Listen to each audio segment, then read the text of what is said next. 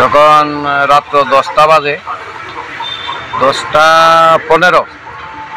তখন আমার ছেলে কইছে আমি একটা পিজার অর্ডার করছি, পিজারা আমার অর্ডারটা লইছি। আমি তুলে না অত রাত্রে যাও দিতে, আমি তুলে চল আমিও যাবো। আচ্ছা, এর সঙ্গে আমিও নিচে নামলাম। নাইমা শুনি ক্যাশ কেছে শোনা যাইতেছে আমার বাড়ি পাশে। এই রেল জগৎপুর, যে এই যে অফিসটা আছে না জগৎপুরের দিক দিয়া, যে অবনগর থেকে এই যে অফিসে যাচ্ছে যে কর্নারটা আছে, এই কর্নারটার মধ্যে কিন্তু আমার বাড়ি একটা বাড়ি পরেই আমার বাড়ি। যখন নিচে নামছি উপর থেকে, তখন ক্যাশ কিছু শুনিয়া কৌতূহল বসে আমরা গেলাম এখানে দেখতাম। আমরা যাওয়ানোর পরে ওই আমার ছেলের হাতে থেকে মোবাইলটা একটা মেয়ে নিয়ে গেছে গা, আর নিয়ে আসে ওই তারে ধাক্কা দিয়া ফেলা দিয়েছে নিচে। তারপর আমি আমার ছেলের টাইনা তুললা যথারীতি তারে কই আসে মোবাইলটা লইলাম। আমরা যখন আয়া পড়তাছি বাড়ির দিকে, এখানে কোনো কিছু হয়, তখন আমি কিছু হয়েছে দাদা হয়েছে। আমি এরপরে আয়া পড়তেছি তখন ফিসেন দিয়া আপনার এই প্রসন্ন কুমার ত্রিপুরা তাই নিয়ে দল নিয়ে আইয়া আমার ছেলের উপর আক্রমণ করছে এবং তার প্রাণ নাশের লাগিয়া তারা হুমড়ে পড়ছে 20-25 জন। তার বাসাতে গিয়ে আমিও অনেক কিলঘুষি খাইছি। শেষ পর্যন্ত তার এমন মারা মারছে, তার দইয়া এই প্রসন্ন কুমারই তার পুলিশ বাহিনী লইয়া তার গেছে গা থানা, আমরা ওই অবনগর ফাঁড়ি থানা, এখানে নিয়ে আসাও তারে মারছে, তার অন্ধকুশ লাথি দিছে।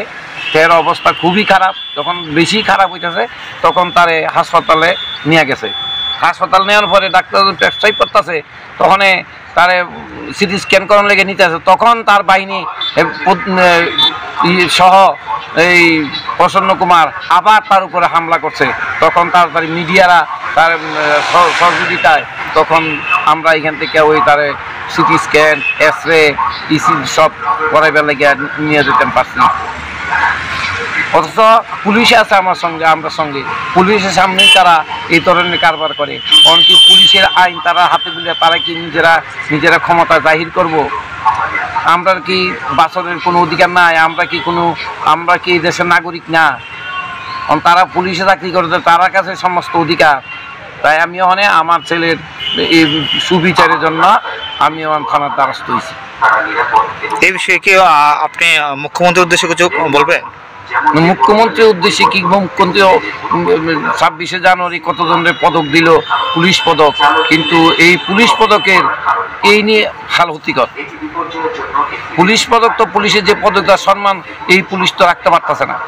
কি পুলিশ পদক দিল আমি এইটা আমার মাথাটা এখন ঢুকে না।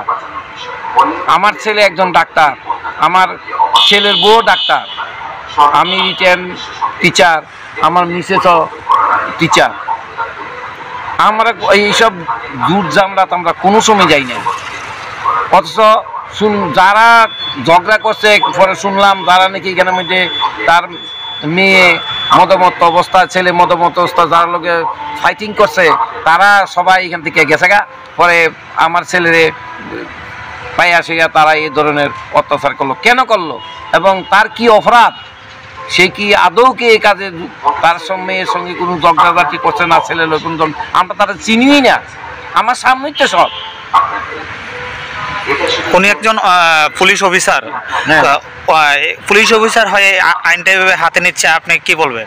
আবার পুলিশ অফিসার, উনি তো এখানের পুলিশ অফিসার না, তাই না আমতলির পুলিশ অফিসার। তো এখানে এই থানার মধ্যে থাকিয়া সেরা এই আমরা আউটপোস্টে থাকিয়া তাই নিয়ে আইন অর্ডার করতেছে, এই দ্বারা দেন, এই দ্বারা দেন। আমাদের ভিডিওর ফুটেজ একটা আছে, তাই নিয়ে এসপির সামনে বই আসে, তাই নিয়ে এসপিরে কয় আপনি এই দ্বারা দেন, এই দ্বারা দেন। তারা এখানে কি ধারা দিত তার নামে ওখানে একটা কেস করছে। কি কেস করছে তা আমরা জানি না। ওখানে আমার ছেলে হসপিটাল, তাই খুবই অসুস্থ। এখন আপনি কি চান? আমি সুবিচার চাই।